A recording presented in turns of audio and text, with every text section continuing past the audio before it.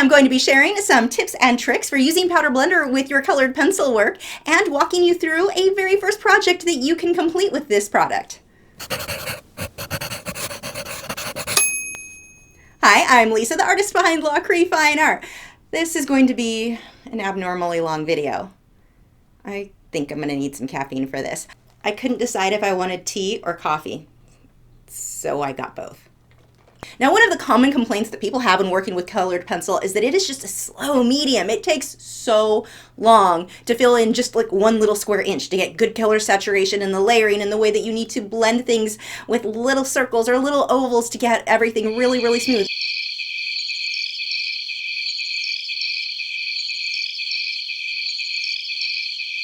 Even blending with odorless mineral spirits, which does speed the process along, it still takes a very, very long time to work in colored pencils, and that definitely turns a lot of people away from the medium.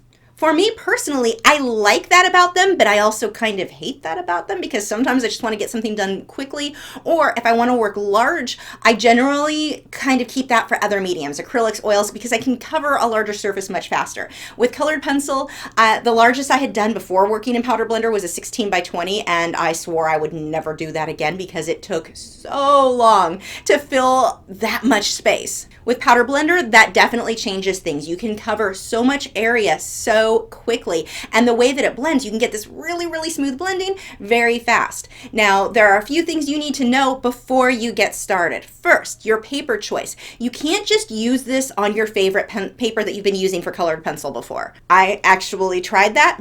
It ended badly. I wasted a sheet of Fabriano Artistico Extra White Hot Press, name's way too long, watercolor paper.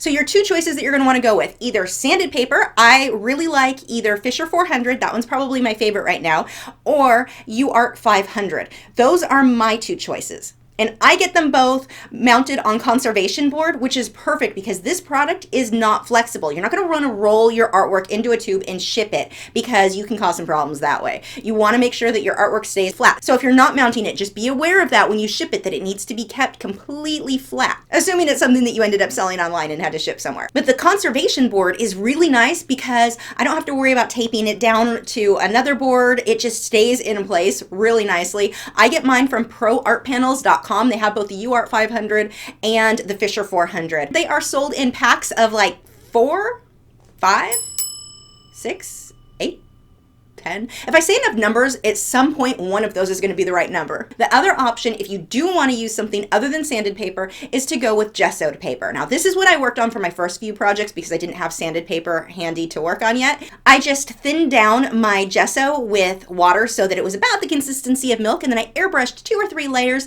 let it dry completely. And by completely, I mean I let it dry overnight. That's important. But let it dry completely, and then you can work on that. And I liked the results I got with it. It was just, that was a lot more work for preparation than I have the patience for. So I now just use sanded paper, and I absolutely love it. But those are pretty much your two options.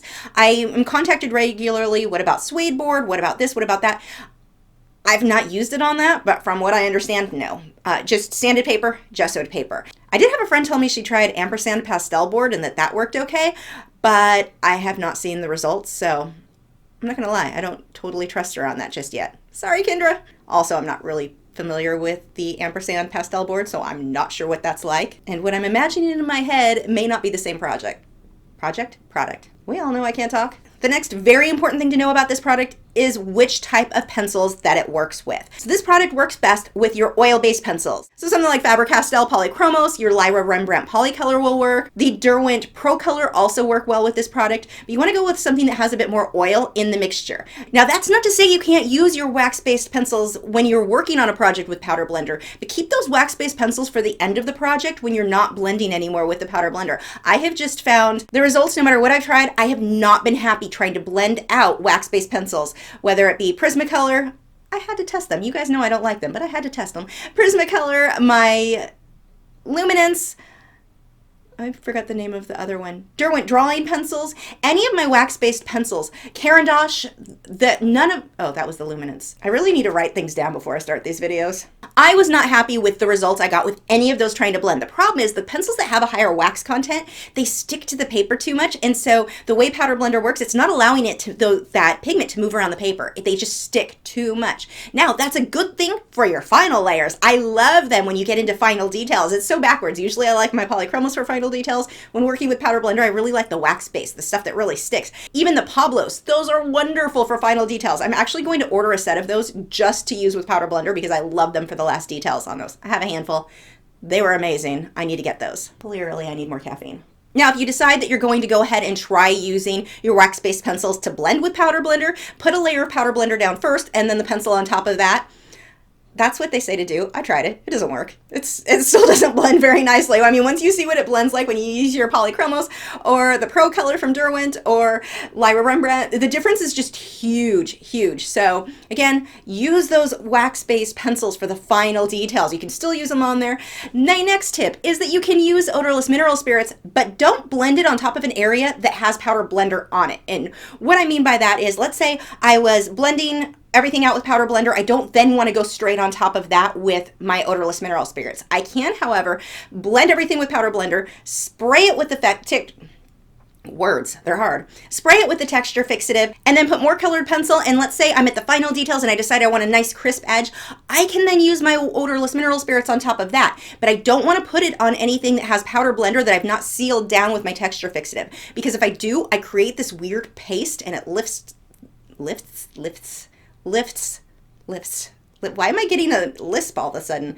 It lifts off that color and it just leaves a big bald spot on your paper that looks horrible. For those of you who are members over at Patreon, I do have the 2 hour and something, really long version of this video, complete with a lot of real-time clips available for you now, so make sure to head over and check that out if you do want to see this slowed down quite a bit. If you're unfamiliar with Patreon, each week you get a new 1 to 2 hour long tutorial, along with access to over 150 of my older videos, which now I have an easy way for you to search. I'll put a link to that in the video description as well. So if you want to see what's available before you sign up, head over to that link. I'll put all the links. They'll just be all in the video description. You should go look at them. When working on sanded paper, drawing straight onto the paper isn't the best way to go because it doesn't erase well if you have to erase anything. So what I would recommend doing, take a piece of tracing paper, draw your project out on that. Then I'm going to take some masking tape. That's the black tape you see there. It's just a low tack tape. Tape it down just on the top because I want to be able to lift the bottom section to see what I've traced out if it's showing up well as I work. Now I'm going to take black tracing paper. This is from Low Cornell. That is my favorite brand for transfer paper. I'm going to stick it underneath. Now this can move around. I just need a small piece. Even if the small piece doesn't cover the whole image, I'm just going to slide that part around. I need the tracing paper to be taped down, not the transfer paper. Now I'm going to take a stylus. You can get these over at Amazon or the art supply store. I'm going to trace around my butterfly. I have to push pretty hard to get it to show up on transfer paper. As I lift that up, you can see a little bit of the line there, not filming well, but I'm going to go ahead and trace around the rest of my butterfly in this method. The same thing with the flower. So once I pushed a little bit harder, you can see what my results were. So now that I'm starting with the pencil, I'm using an oil-based pencil. I don't need to put anything on the paper first. I'm just going to go straight onto the paper. Going to work that pencil back and forth. I can be pretty lazy. The big thing here is you don't want to push hard. If you push too hard with the pencil, the pigment sticks to the paper too much and it doesn't really blend out as smoothly as it otherwise would. Keep a light hand, and this will take some practice. Don't get frustrated when you first start with this medium. It took me a few pieces before I felt confident in working with it and really understood how to do it. At first, I felt like I was using an entirely different medium than colored pencil, and that is the easiest way, I think, to go into this. Don't plan on being as good with this your first time as you were with working with, say, you blended with layering and odorless mineral spirits before. So see how it can be messy, sketchy. See all these sketchy lines? If you worked in colored pencil where you were going to blend out with odorless mineral spirits or just by lightly blending, all of these sketchy lines would show. Not with this, not once I blend this out. Now a big tip that I have for you, you see that I'm using black here. I use black a lot. I mean a lot in my work. The thing is, I don't leave black straight black. I'm going to end up putting purples and reds and blues on top of it to mix it together or let it layer on top of each other. It will give me a deeper look, a deeper black. If you use straight black by itself, it just tends to have a very flat feel to it, which not so pretty. You'll often hear people tell you never use black in your artwork, always mix your own. You can use it, just layer other colors and you'll be fine. Gonna go ahead and fill this in. My pencil's getting super short here, so it's a little bit harder to use. I was too lazy to get up and grab a new one or an extender. I have plenty of pencil extenders. I really like the ones from Derwent. It comes in a 2-pack, one of silver, one of black, and the black one works for polychromos. The silver works for the larger pencils like the Luminance. That, in this case, I was just being lazy and didn't want to get up and get it. I don't have a better answer for you than that. Now I want to be careful around my edges. I'm kind of outlining them, but when I blend, honestly, if I go over some of this, it's not going to matter. You're really not color. The way that this layers, I can go super, super dark, tons of black, and get perfectly white on top of it, no problem. It's very different working on sanded paper or on gessoed paper than when we work on like hot pressed watercolor paper. The way that the pencil sticks to it, and especially when you use the texture fixative, that is, it just allows you to keep adding texture so your pencils will keep sticking. Even the polychromos pencils stick well. So I'm going to go through this quickly now. You can see how I'm moving that pencil. It's really messy, not being super careful. And the great thing is, because I drew everything out on that separate piece of tracing paper, I can use the transfer paper and transfer the image back on here for the areas that I accidentally covered too much. It's really easy to fix, so I didn't ruin anything if by going a little bit on top of my image or I have to redraw everything out. I've already got it drawn out on another piece of paper. So that makes everything way easier. Using a few different shades of blue, adding some green in here, just a bunch of colors I'm going to let blend together. Again, really, really messy.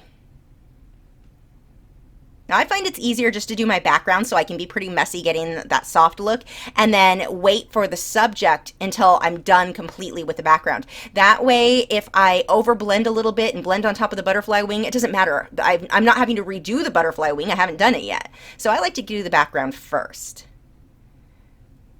So now we're going to use the powder blender. I am using a soft tool blending sponge that you usually will see people use for like pan pastels, but it works beautifully, or I like the results anyway that I get with that for blending.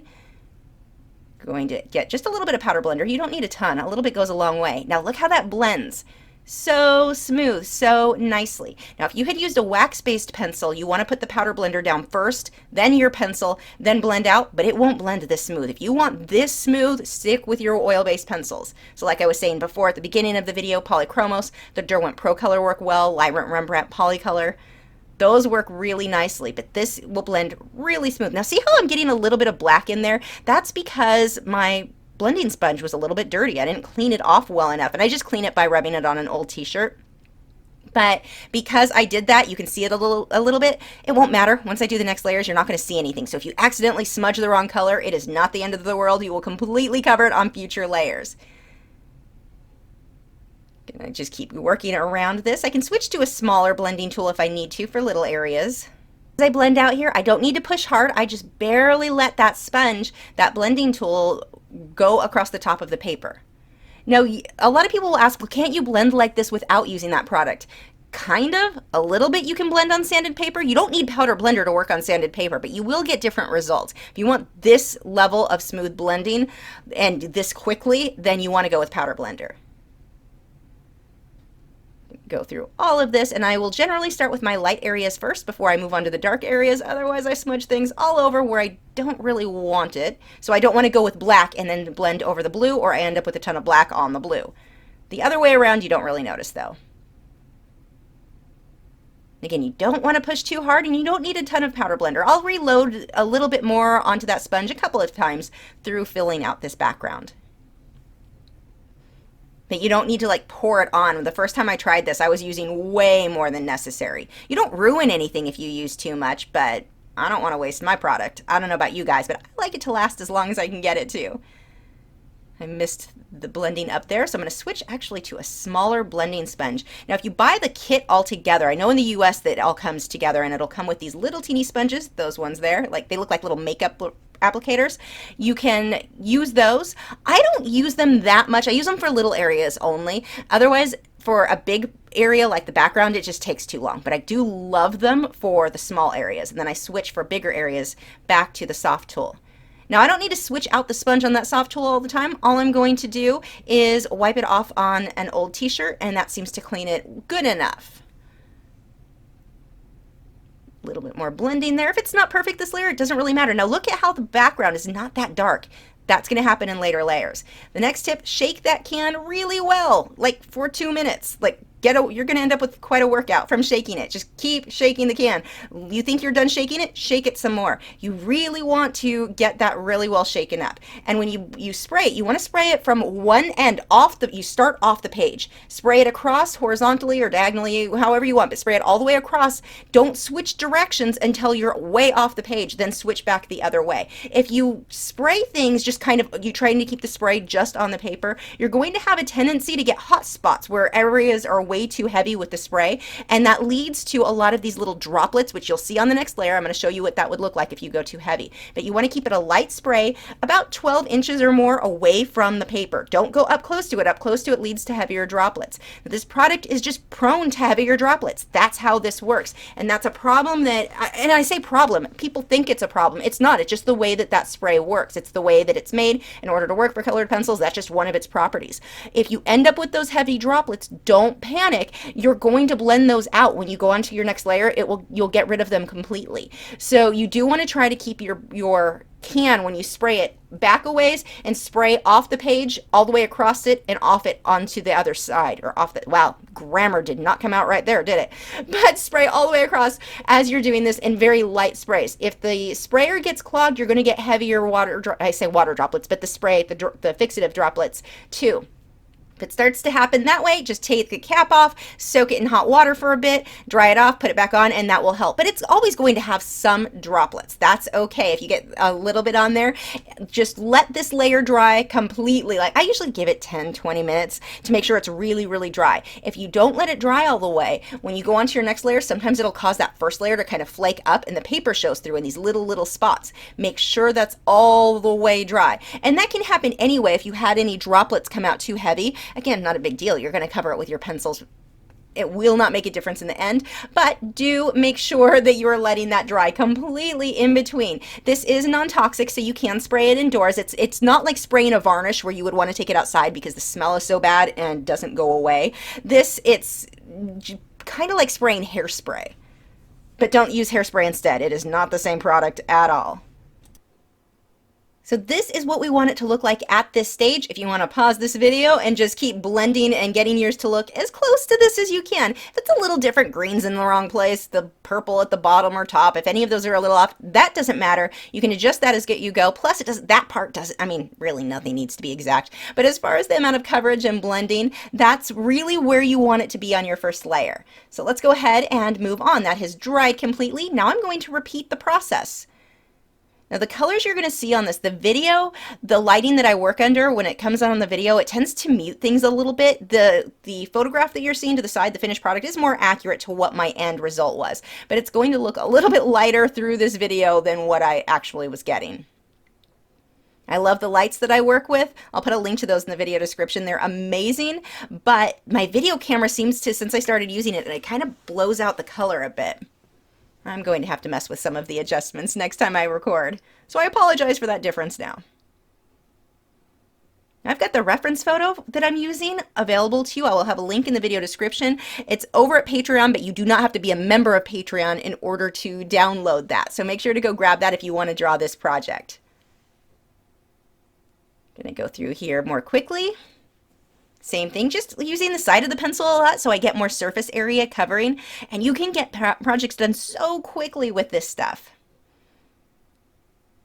Now you don't want to just layer on top of layer on top of layer without using the texture fixative. That is something that I'm asked a lot. No, you want to use the texture fixative because if you keep adding layer on top of layer and then blend out and then add more layers and blend out, but you're not spraying the texture fixative to kind of seal that down, you will just keep knocking product. You'll knock pencil off the paper and you never really get it dark enough. It's always a little bit too muted. So you want to, in between layers, get a layer down, blend it out, and then go ahead and spray it. And you don't have to worry about masking anything off. If that spray, in this case you saw it, got right on top of the butterfly and the flower, it doesn't affect anything negatively. It just adds a little bit more tooth, although it's not something I really notice. It feels the same to me when I'm working on it at that point, since I've not damaged the tooth of the paper there at all. So going to go ahead and go through that quickly. Once I get this in here, same thing. I will shake the can. The second time now, I will only shake the can really, really, really well, usually once every few hours. After that, it's usually okay. I'll lightly shake it between layers, but the really good shaking of it, I only do once every couple of hours, and it seems to be just fine. But once it's sat for a while, it starts to settle too much. So go ahead and blend that out. Again, starting with the light areas and then working my way out darker and darker. Just trying to keep things smooth. And it takes a little bit of practice so that you don't end up with the blending brush strokes. You start getting too many strokes where I start getting purple on top of the blue, I just wipe that off on the paper towel. I actually use Viva paper towel a lot because it's very cloth-like, or an old rag. Either one will work. Regular paper towels like Bounty, those don't seem to work that well for wiping off the sponge. And blending these out. So we're getting a little bit closer to the goal. It's still not perfectly smooth. We're going to spray this. Now this time I intentionally, because I wanted to show you what happens, sprayed way too close to the paper and way too heavy. So especially the dots. Look at those dots on the left-hand side. Those are horrible. Those are way bigger than I normally get because I had that can too close. It was a little bit clogged. I hadn't taken off and soaked the cap in a while, and that not good. That's a lot of dots. That's enough that I started almost wondering myself, okay, I may have overdone that in showing this example. I wonder if I can fix it. And I did. It was no problem. You can see in the end piece that none of that ended up showing, which I'm really glad for. Otherwise, I would have felt really stupid for making that example. But it will get covered up completely. The big thing here, I let that really dry. I mean, I think I took my dogs on a walk at that point. We just need to take a break, let it dry. Don't use the hair dryer to try to dry things because it makes it dry unevenly and that can cause problems. Let it just naturally air dry. But give it some time. And if you spray lightly, you don't need to let it dry as long as I did here. It's just that that was really heavy. I just wanted to do that to show you guys that when it happens, nothing is ruined. Your next layer will work right over those and blend them out. I know a few people have used the product, had that happen and thought that the can was defective. It's not defective, it's just the nature of how this spray works. In order to work for colored pencil, it just has certain properties. So as you can see here, as I work over it, those dots already going away. Nothing was damaged, nothing is hurt. As long as you let them dry all the way. And if you don't let it dry all the way, what'll happen is it'll pull off some of your previous layer and you'll have like this little hole, little teeny dot of the sanded paper color showing through. That even doesn't ruin anything. The next time you spray it and work over it with pencil, that'll get covered up. So it's really hard to cause a permanent problem with this stuff. And so this was we had the second layer. You saw that. You could pause the video back there if you wanted to, and then we'll move on to the third layer.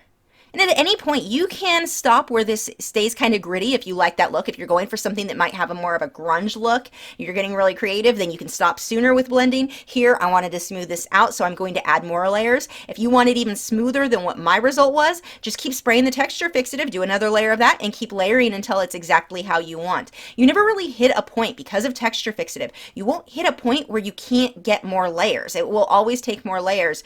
You're not going to damage the paper like you could with working on a hot pressed watercolor paper or even with the sanded paper without having texture fixative. This adds a lot of texture. And if you've worked in colored pencil before, you've used texture fix or a workable fixative before, something that's supposed to add texture, none of it works the same. I have tried that stuff and it's one of those, try it once and not using that again. It is not effective. This stuff is absolutely amazing. If you can't tell, I'm super excited about this product. So working back over this again, just overlapping. See how I'm taking some of the blues, overlapping them into the purple, and that way when I blend, I get a really nice smooth layer. This isn't paint by number where it's just put blue where blue goes, put green where green goes. I'm overlapping them, and that way when I blend, I get this super soft look. One of the things that makes this project so great as your first project working with this is that you can't mess this up. If your butterfly spots aren't the same, if your purple comes too far one direction or another, if the flower has an extra petal at that point, no one's going to know the difference. You're going to be fine. Well, anyone doing this project would know the difference, but the average person who did not watch this video or has not done this project wouldn't know there was any difference. It will still be pretty, so there's not a lot of pressure. I wouldn't start your first time using this with a portrait. I actually did several projects before I tried using or doing a portrait, and I love it for portraits, but I knew that that's one of the most challenging things to do, and so I would recommend for your first project on any medium, simplify a little bit. A flower and a butterfly in this case works perfectly. Or just a flower if you want, just a butterfly. Just keep it a little bit more simple so that you can experiment and worry about blending the product, how to work the product, instead of worrying about every little detail has to be exact or it'll look weird, because if you're drawing a human face and the nose is too far to the left, that's going to look a little odd. Butterfly, if his wing is open a little farther on one side than the other, no one's really going to notice. You will still have a pretty piece. So same thing, adding the black again, and I will end up adding some of my magentas and reds and all kinds of colors in there. Now, one thing about colors I want to address that you guys are probably going to be pretty sick of hearing, I have to address it all the time because everyone's always asking, well, I need to know which colors you're using. I can't do the project if I don't know the colors. I need the colors in order to make it look realistic. No, you really don't. If you want to get better, you need to learn to just experiment. All I do, my whole thought process when I'm drawing, okay, I need purple, grab a purple, make a mark, whoop, not the right purple, that's a little too red, grab another one until I find one that's close to what I want. And it doesn't have to be perfect. If you want your work to look realistic, the thing that you're going to focus on are your values. How light are your lights, how dark are your darks. That matters so much more than color. When you want to get into color theory and all of that, you can worry about that later, but that's not really what's going to make all the difference in your work. What makes the difference are your values. Get your contrast where it needs to be. Dark's dark enough, light's light enough. That really does make a huge difference. I mean, there I was using browns and grays. You could use burgundy. You could use green. It wouldn't matter. Your work would still look good. If you decided you didn't want any purple in yours and wanted to go to teal or pink, I mean, you could do anything you want. It will still look fine. Just get your values where they need to be. And I'm not saying color never matters. I'm saying if you're so worried in a tutorial about what color somebody is using, please try experimenting. Be brave. I know it's scary, but that's how you're going to learn, is by grab a pencil, see if it works. If it doesn't, grab a different one.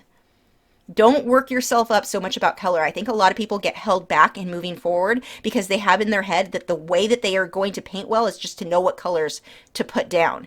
And that just isn't it. It's your values, your contrast. That matters a lot more. Here, starting to pull some of the greens in there. Just a hint of green. Most of that won't end up showing once I get all my darks in. See, it looks like scribble. It's so rough, it's so messy, but look how smooth it will end up once I use the powder blender. When you look at that finished painting, you would never know that it was this messy going into it. So this is our third layer, and we're really starting to get that pigment built up. Now, you will feel like you're burning through your pencils way faster than you usually do. You are a little bit, but not that much. What's happening is you're working really fast. If you were to get this much pigment on the paper, this many layers, you would burn through your pencils just about as fast as what you are on sanded paper. They do go faster, or seem to be used up faster on sanded paper, but most of that is just that you're working so much faster. If you imagine getting this much coverage, you would have spent hours and hours and hours. So every time you sharpen your pencil, it's a little bit more, a little bit more. But here, you're getting that same amount of work done in a couple of minutes, so the amount of times you had to sharpen your pencil really was about the same. It's just that you had to do it so close together, it felt like you were constantly sharpening them. That, and I don't know about you, but I love that I can work large with this, so I do have a tendency to work a little bit larger than I might normally work, like 16 by 20, so that also adds to using more pencil. I'm going to go ahead and blend that out again, starting with my light areas, not having to add much pressure. Now that color saturation is just really starting to come out there.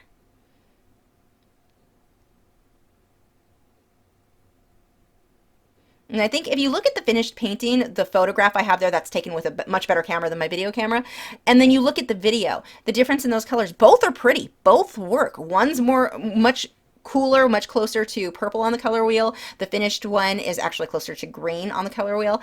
They both work. I mean, that's a really good example of you don't need the exact color. Both these examples would be considered different colors and they're both good. You just, well, this one's not amazing just yet, but I mean, they both work. They both could be, can be fine. So if you end up going with totally different colors, don't get upset about that. Don't worry so much about needing to know exactly what the artist you're learning from is using. So any tutorial you're following, if they're not telling you the color, don't feel like you're not learning, that you want to just experiment with the colors you have. You look at something, go, okay, that's kind of a yellowy orange, grab a yellowy orange. Okay, that was actually not yellowy enough. Add some more yellow on top of that color. That is as far as my thought process goes on color. I can normally not tell you what colors I'm using as I'm using them because I don't even look at them, or not at the name. I have no idea. I just grab a pencil.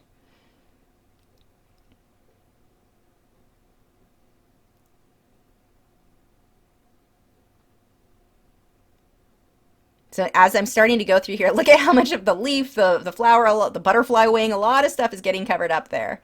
Now these are a little bit messier to use this way than regular colored pencil, but not nearly like pastels, because I've had people ask, why don't you just use pastels? I don't like pastels. Pastels are too messy for me. I don't like how they feel on my hands. They're just not my medium. This gives me a pastel look without the mess, which is perfect for me, or not as much mess anyway. So there is our next layer. Once you get to this stage, same thing, you're going to spray it, let it dry completely, and then we can move on to our next layer. And as I get going through this, each layer takes a little bit less time. You're not spending as much time covering the previous layer or the paper color showing through. I mean, that's really well saturated at this point.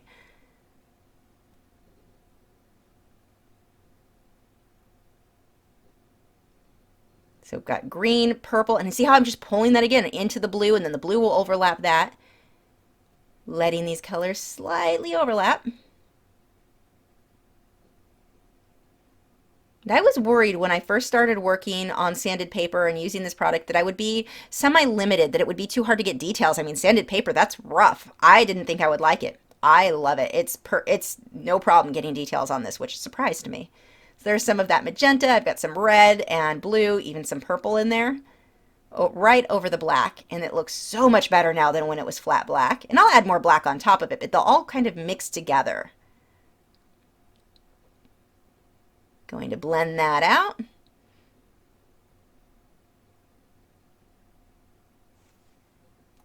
Once I'm done blending, I'm going to go ahead and spray it again with my texture fixative and let it dry completely.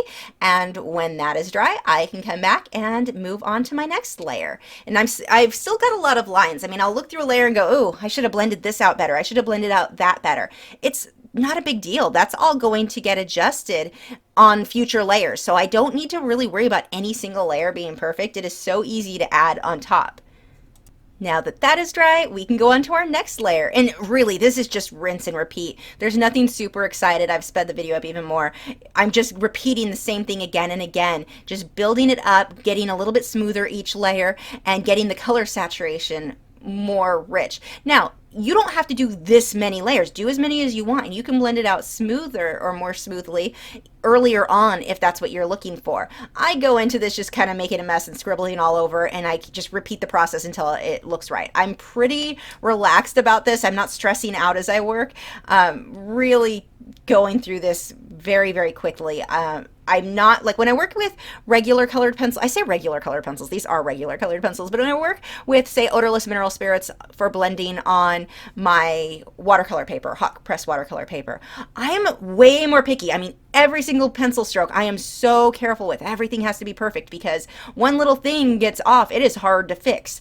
This is very easy to correct things. It's easy for me to be super messy. I feel a little bit more like when I'm painting with oils or acrylics, where if something kind of goes wrong or gets out of place, it's so easy to fix, unlike how I typically feel like when I'm working with colored pencil or even graphite. It's really, really easy to fix anything with powder blender. So as I'm working, I'm just really, really relaxed and not worried about trying to make anything perfect. So sometimes I may end up putting a few more layers than I really needed to do because I'm not always paying that much attention to what I'm doing. I'm honestly just kind of scribbling stuff, blend, that one wasn't perfect, let's do another layer until it looks good. So you don't necessarily have to do this many. Do as many layers as you need, whether that be more or less, until it looks how you want it to look.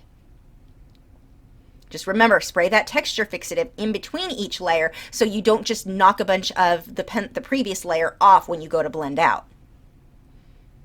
Here I've got some of the magenta and the black again on the black section.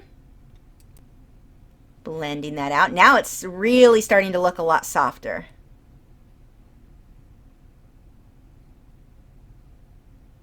And there is that layer there. I got a little bit heavy-handed again with that sprayer, and I could see a lot of those little dots that were not quite how I wanted them to look there. But it doesn't matter. It's not something to worry about. My next layer is going to get rid of those anyway, so it's not a problem at all. And just to be clear, when I say this isn't a problem, I don't mean like the Apple version. I forget which version that was, where if people held the phone a certain way, it would drop the call or the sound would cut out, or the problem like that where they said, just hold it different, it's not a problem. That actually was a problem. That was a defect. This is not a defect. It's just how the product works.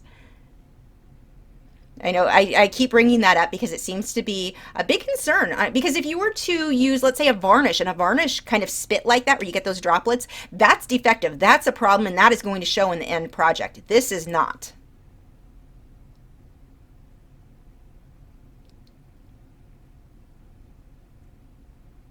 Look how pretty those blues is. It starts layering over the purple. It looks so nice. And you don't have to cover pencil on every single thing. If I'm working on a layer and there's an area that I like exactly how it is, don't put pencil on it. That part's done. Work on the other part. You don't have to work on the whole thing in order for it to be smooth. You can work on one area, and when you blend with the powder blender, it really will blend into the area that you didn't just put pencil on. You'll get this nice transition still. So if I thought one section, let's say I thought the purple was perfect, I didn't want to mess with that, I could put the blue next to it and it kind of blends over it just fine. Added a little bit of white right behind the butterfly to lighten that blue up.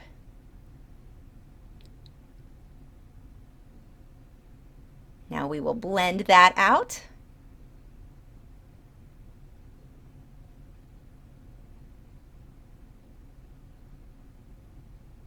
Now, if you look at my finished project, look at the grassy or the little leaf things I have behind the flower under the butterfly.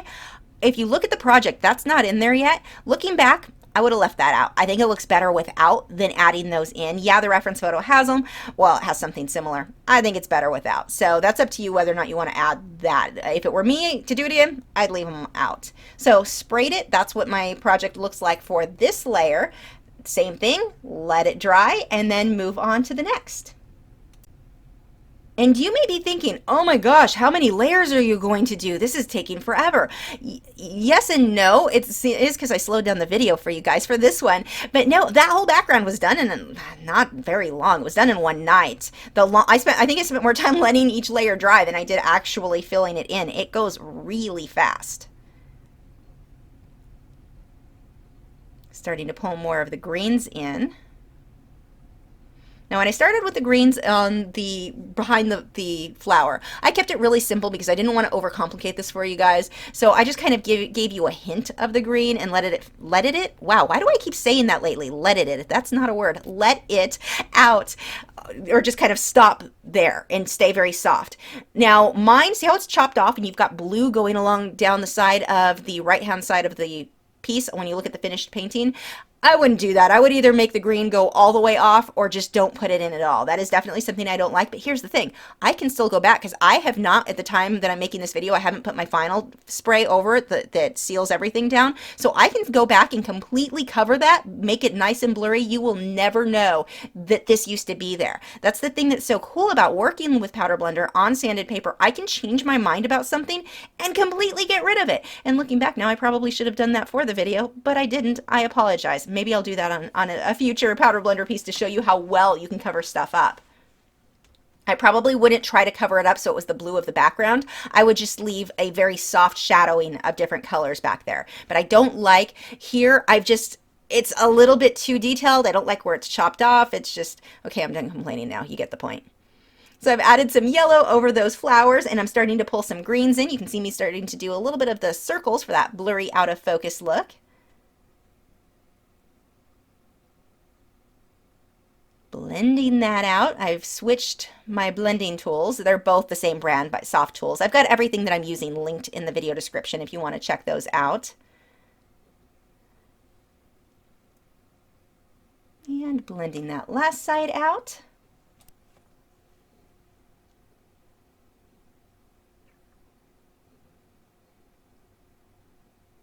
Making sure that my brush, when I blend over the orange areas or yellow areas, I really need that to be clean. I think I actually switched sponges to make sure it was really clean there. So getting that hint of leaves. So if you like the look of the leaves, that's going to be personal preference. If you like the look of these leaves in the background, a lot of these I'm doing are just little oval shapes. I only want the hint. I don't want the complicated look that you've got on your actual reference photo there. Few different colors, just grabbing various greens and yellows. Again, if you do like this look, I strongly recommend take it all the way off the edge of the page. Don't just stop it where I did here. While yes, that's what basically where it stopped on my reference photo, it also kind of looks terrible. I don't know what I was thinking there. I must not have backed away from the piece to catch that that was not well balanced. Now there you saw, I have several layers in here. Now I can kind of start blending a little bit with my fingers and you get a really nice smooth look for small areas. I don't do it a lot, and if I do it, it's only on when I get towards those last layers. If you blend too early on, you will rub your fingers raw because the sanded paper has too much tooth to it for that. Make sure your hands are very, very clean though. You don't want lotions or oils from your skin on that. But if your hands are very dry, you can do that. Pulling some of that kind of pink magenta color in there. See what I mean by I don't pay attention to the colors. I just grab one. Pink magenta or kind of pink magenta is actually not a name of a pencil, believe it or not. Don't stress yourself out about those colors. Just get your values in. If you think something looks pretty, use it. There are very few exceptions to that I would say. If you're drawing blonde hair, don't use yellow. Blonde hair isn't yellow. You'll use grays and browns and tans, but not yellow. If you're drawing, let's say, a golden lab or yellow lab or a golden retriever, mix those breeds together. Those, again, you're not going to use yellow. You'll use a whole lot of other colors, but not yellow. So that's one of the only times I really focus on colors not to use. Other than that, if you think it's pretty, go for it. So starting on the butterfly, I'm not going to need much powder blender at this point. This is really small and these blend pretty well without it. So my first layer, you can see I used one with a point so I could get small little details, but I'm not going to need much.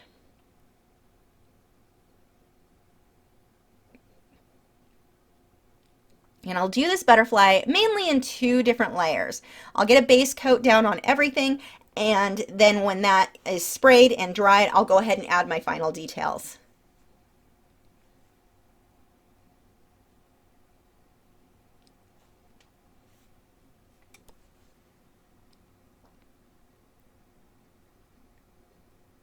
So I'm starting with this ivory color and blocking that in. I'll add white on top.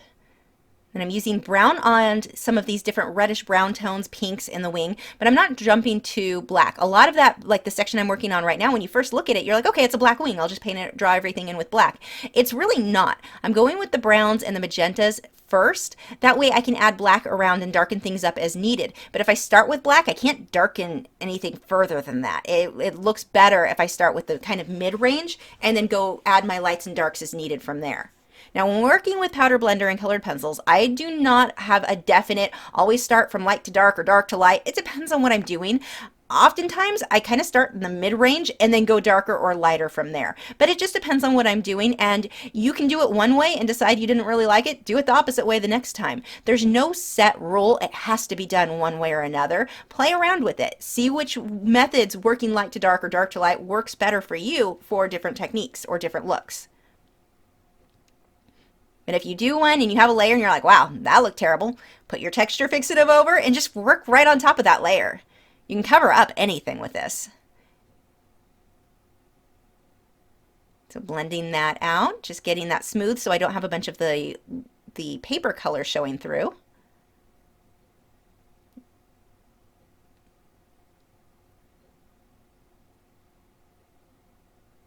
Some tans, a lot of lighter colors in there.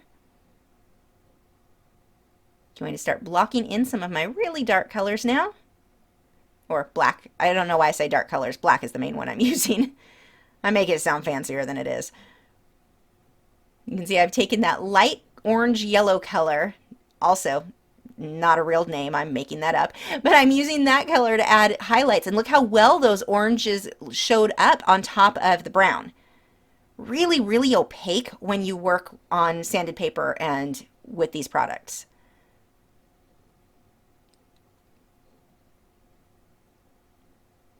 Now here my edges aren't super crisp. I'm going to want to make sure that those are much cleaner on my next layer. I'm going to let that dry. Wait, not dry. That's the wrong term. I'm going to let that set and work on my base of the next layer here. See how the leaf, that is completely, I mean, blue and purple behind it. The pencil covers and shows up really opaque on top of it.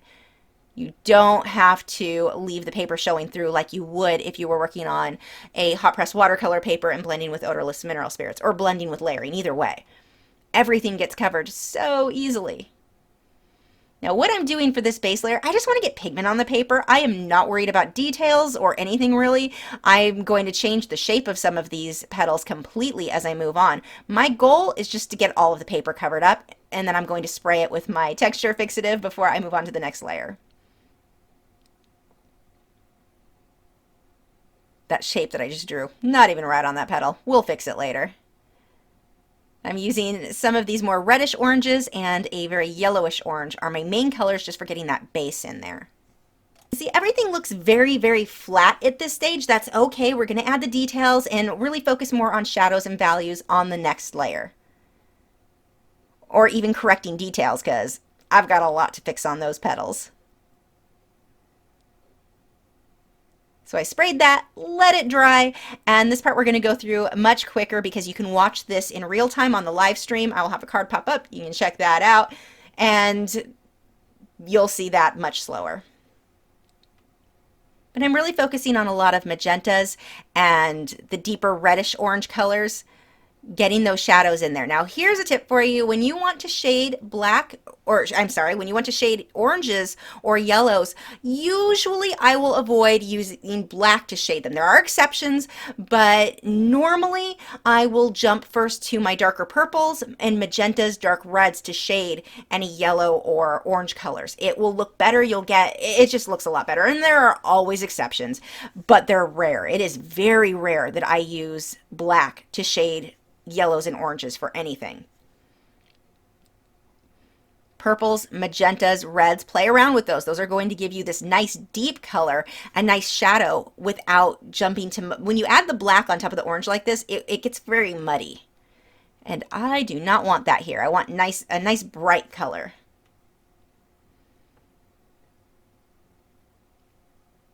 Just adding little details here and there.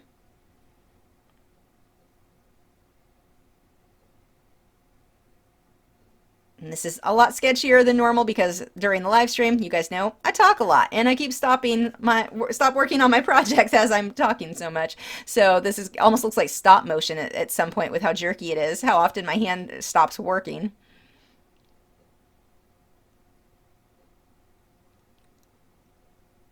Now, as I go through here, I realize, wow, that petal there is just a horrible shape. So I'm taking a lighter pencil, going around, kind of redrawing in how I want that to look, and also taking colors that are similar to that black that I'm using in the background, and reshaping that flower there too. On the end, I'm reshaping the top section and just shaving some of that off, and you can't even tell. It just blends out completely. And where I want to take light yellow and put it over the black, it shows up perfectly well too. It's very much like when you're painting with oils or acrylics, where everything just really shows up on top of other colors.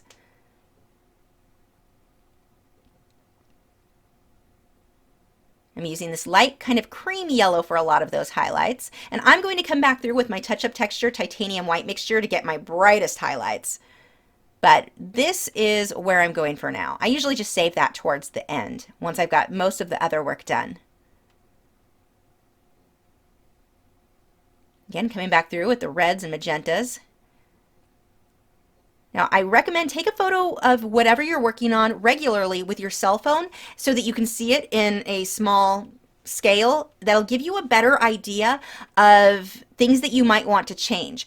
Maybe the petal, I didn't notice that it was shaped weird until I looked at the smaller photo. Or in this case, I didn't notice that I didn't like those little green bushy things in the background. If I would have taken a photo and posted this on Instagram, I would have noticed that earlier. So take a photo. You'll notice things that might seem a little bit off, like in the case of that flower petal there.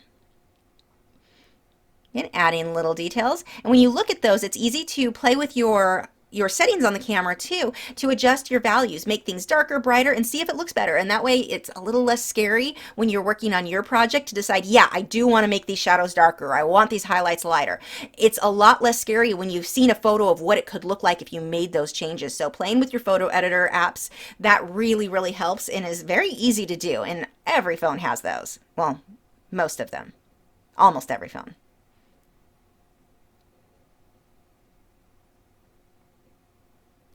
And it's starting to take shape. We're starting to finally get there. Now, it's not real crisp at this point.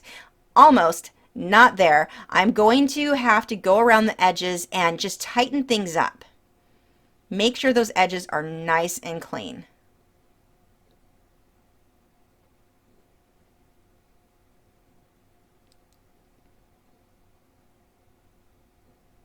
Paying attention to some of these tiny little details now. This is where I always like the final stages. That's the fun part for me, those little details that make such a big difference in the end.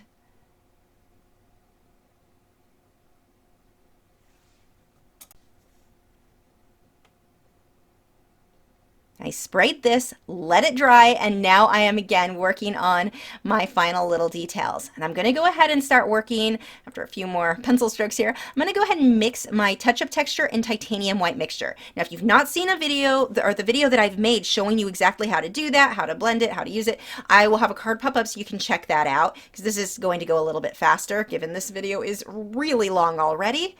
So make sure to check that out so you'll see what I'm mixing and how I'm using it. But the brush that I'm using is a synthetic hog hair. I usually will use a number 1, 2, or 0. And I'm just going to paint on bright highlights that I otherwise can't get quite that bright or quite that sharp. Adding a bit of blue to the butterfly wings. Now, normally I'll pull the background color into the white of the subject. The problem I was having here is it made the butterfly just blend into that background too much. He just kind of faded out when I did that. And so when I come on top, I could use just a white pencil to show up. And for this whole project, all I ended up using were polychromos. You can use your wax-based pencils at this stage where you're getting those last details. They work beautifully too, but polychromos were working, so I was quite honestly just too lazy to get my other pencils out. But you can use your white polychromos for that, and it is opaque. It shows up well on this. If you normally are like, wow, I hate white polychromos, it works really well on sanded paper. But I'm going to switch over to the touch-up texture and titanium white mixture, and it'll brighten it up even more than what I can get with a pencil. They're so bright, I can get little dots, although you can see here I'm getting some nice little dots with just the polychromos pencil, but I'll get even more, and they're just going to brighten things up. It's going to make it pop out that much more. When you use the touch-up texture, titanium white mixture, you're not limited to white. I mean, you are in the sense that you're going to paint it on white, but when that dries, and really let that dry, I can't stress that part enough. If it doesn't dry all the way, it'll chip off when you put the pencil on top, which you can fix, but it's a pain. So make sure it really, really dries all the way. I usually let it dry 20 or 30 minutes before I put pencil on top of anything that I've done with touch-up texture and titanium white mixture. But when I do that, I can tint the color. So let's say I painted some of it in with white, and then I really wanted a bright yellow in that area. I will put a yellow pencil on top of it, and it's going to show up so much better. As you can see, I mean, if you look at the finished painting, look at the bright yellow that's on that flower. That's because I'm going to put this down in a few areas first. I'm just going to paint that in with that liner brush anywhere that I want. And it takes a little getting used to using a liner brush if you've never used one before. It's going to take you a little bit of practice just to get the hang of it. So draw or use it on a scratch piece of paper first. You want to make sure when you mix the touch-up texture and titanium white mixture that you are mixing it in a small batch. Don't mix a lot of it because it dries fast. It was already mostly dry by the time I was done with this small area. So what you would do is rinse your brush, rinse whatever you're making your mixture on. I use a condiment cup lid because it's small and it works perfect.